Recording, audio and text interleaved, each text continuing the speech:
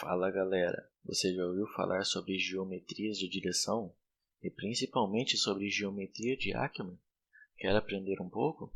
Então fica com a gente após a vinheta.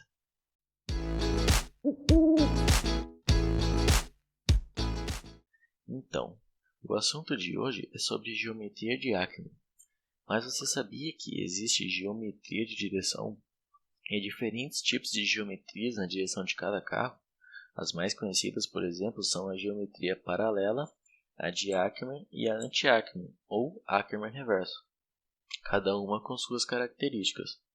A direção paralela, como seu nome diz, quando estamos realizando uma curva, as duas rodas responsáveis por virar o carro esterçam a mesma quantia, enquanto na geometria de Ackman, a roda do lado interno da curva esterça mais do que a roda externa, e na geometria anti-Ackman, a roda externa da curva esterça mais do que a roda interna. Isso pode não fazer muito sentido agora, mas eu vou explicar ao longo do vídeo.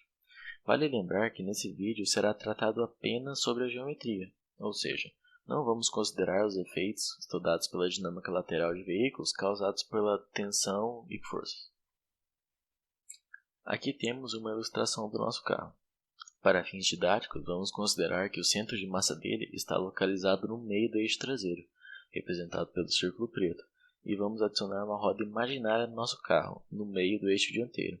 Essa roda, que não está pintada de preta, é a nossa roda imaginária. Além disso, vamos chamar a distância entre as rodas de T e a distância entre os eixos de L. Agora que já temos todos os nossos parâmetros definidos, vou te explicar por que existem diferentes tipos de geometria na direção. Vamos considerar que o carro tem a direção paralela, ou seja, as rodas dianteiras esterçam a mesma quantia quando realizamos uma curva. Agora vamos imaginar nosso carro fazendo uma curva. A trajetória ideal do carro é representada pela trajetória percorrida pela nossa roda imaginária, que ao traçarmos sua curva temos o seguinte círculo. Porém, como as rodas possuem o mesmo ângulo de esterçamento, elas tendem a percorrer um círculo de mesmo raio. Então, utilizando o mesmo raio e traçando a curva para as outras rodas, teríamos a seguinte situação. Podemos observar que os círculos não são concêntricos e também que a distância entre eles varia ao longo da curva.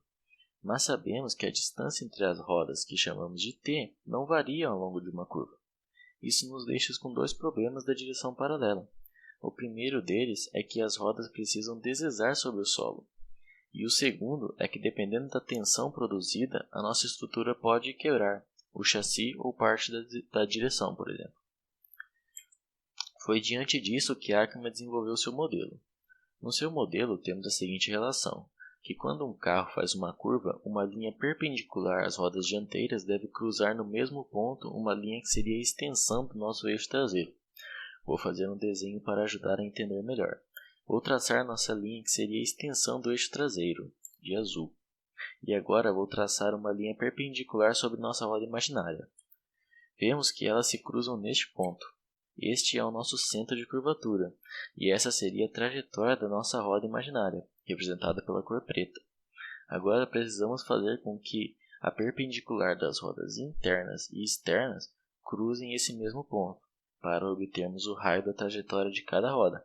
Traçando a perpendicular para a roda interna, obtemos a trajetória de verde, e traçando a perpendicular para a roda externa, obtemos a trajetória de vermelho.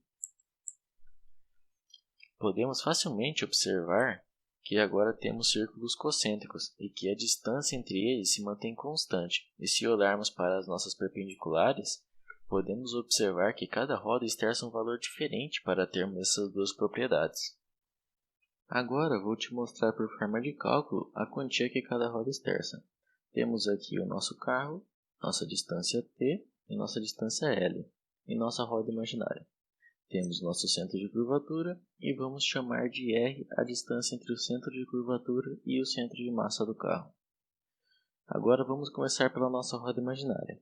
Sabemos que por geometria, o ângulo formado entre a perpendicular que traçamos sobre a roda e a linha do eixo traseiro é o mesmo ângulo que indica a quantia que cada roda esterçou. Agora, esse ângulo é fácil de calcular. Temos um triângulo e sabemos o valor de sua base e de sua altura. Então, por trigonometria, sabemos que esse ângulo é a tangente de L sobre R. Para a roda interna, o valor da base muda, mas o raciocínio é o mesmo. temos o seguinte triângulo, porém a base dele será calculada por r menos a metade da distância entre os eixos, ou seja, seu ângulo pode ser calculado por L sobre R menos T dividido por 2. E, para nossa roda externa, sua base será R mais T dividido por 2. Bem fácil de calcular, não é mesmo?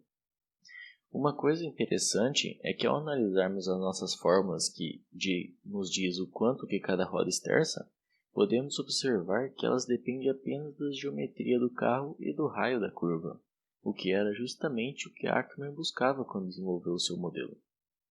E aí, gostou desse vídeo? Então não esqueça de deixar aquele joinha e ficar ligado no canal. Até mais!